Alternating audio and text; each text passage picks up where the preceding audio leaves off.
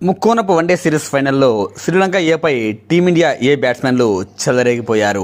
మరి ముఖ్యంగా వైభవ్ సూర్యవంశీ ఈ మ్యాచ్లో ఆకాశమే హద్దుగా చెలరేగాడు. ఎన్నో అంచనాలతో ఈ సిరీస్లో అడుగుపెట్టాడు సూర్యవంశీ. అయితే లీగ్ మ్యాచెస్లో తన స్థాయికి తగ్గట్టుగా ఆడలేకపోయాడు. 30-40 పరుగులు చేశాడు, కానీ కనీసం హాఫ్ సెంచరీ కూడా లీగ్ మ్యాచెస్లో చేయలేకపోయాడు. దీంతో తనపై కాస్త అనుమానాలు వ్యక్తమయ్యాయి.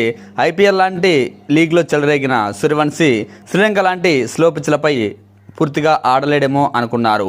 కానీ అలాంటి అనుమానాలను పటాపంచలు చేశాడు. ఫైనల్లో శ్రీలంక టాస్ గెలిచి మనకు బ్యాటింగ్ అప్పగించింది. ఇంకేముంది, వచ్చిన అవకాశాన్ని సూర్యవంశీ పూర్తిగా యూజ్ చేసుకున్నాడు.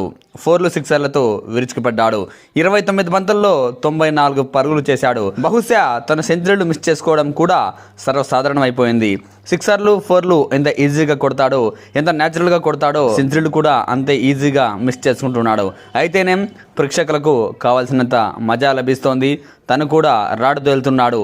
శ్రీలంక లాంటి స్లో పిచ్లపై ఇలా బ్యాటింగ్లో చెలరేగాడు అంటే ఇక ఇంగ్లాండ్, ఐర్లాండ్ టూర్లలో అలాంటి పిచ్లపై సూర్యవంశీని ఆపడం ఆ జట్టు బౌలర్లకు వాళ్ళ తరం కాదేమో అనిపిస్తుంది.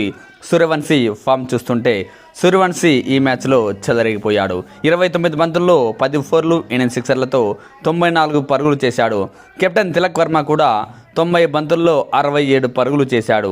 మిగతా బ్యాట్స్మెన్లు కూడా రాణించారు. మరీ ముఖ్యంగా చివర్లో అనుకూల్ రై 6లతో విరుచుకుపడ్డాడు. 4 6లు 1 4తో 15 బంతుల్లోనే 39 పరుగులు చేయడంతో టీమిండియా ఏ భారీ స్కోర్ సాధించింది.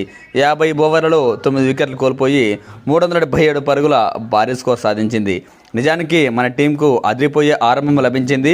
ఓపెనర్లిద్దరూ వైభవ్ సూర్యవంశీ అండ్ ప్రియాన్ షారియా అదిరిపోయే ఆరంభాన్ని అందించారు. 9 ఓవర్ల లోపే 132 పరుగుల భారీ పార్ట్నర్షిప్ లభించింది.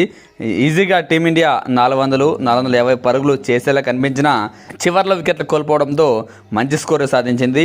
ప్రియాన్ షారియా 29 బంతుల్లో 39 పరుగులు చేశాడు. కుమార్ కుషాగ్రా 39 బంతుల్లో 36 పరుగులు. ఇలా బ్యాట్స్మెన్లంతా సమిష్టిగా రాణించారు. ఇక శ్రీలంక బౌలర్లు దారుణంగా ఫెయిల్ అయ్యారు. మథు అనే బౌలర్ 7 ఓవర్లకు 82 పరుగులు ఇచ్చుకుంటే సముదిత 5 ఓవర్లకు 54 పరుగులు, మహమ్మద్ సిరాజ్ 6 ఓవర్లకు 56 పరుగులు. ఇలా శ్రీలంక బౌలర్లు పూర్తిగా తేలిపోయారు. జస్ట్ వనూజా సహన్ ఒక్కడే కాస్త మెరుగైన బౌలింగ్ వేశాడు. 10 ఓవర్లలో 39 పరుగులు మాత్రమే ఇచ్చి 2 వికెట్లు తీశాడు. ఇదిలా ఉంటే 6లు 4లతో విజృంభించిన వైభవ్ సూర్యవంశీపై ఆస్ట్రేలియా మాజీ ఆటగాడు డేవిడ్ వార్నర్ ప్రశంసల వర్షం కురిపించాడు. సూర్యవంశీ ఇలాగే ఆడితే ఓ గొప్ప దిగ్గజమవుతాడని వ్యాఖ్యానించాడు. వీరేంద్ర సెహ్వాగ్లోని డాషింగ్ అండ్ డేరింగ్ బ్యాటింగ్, సచిన్లోని నిలకడ రెండూ కూడా సూర్యవంశీ బ్యాటింగ్లో కనిపిస్తున్నాయని ప్రశంసించాడు.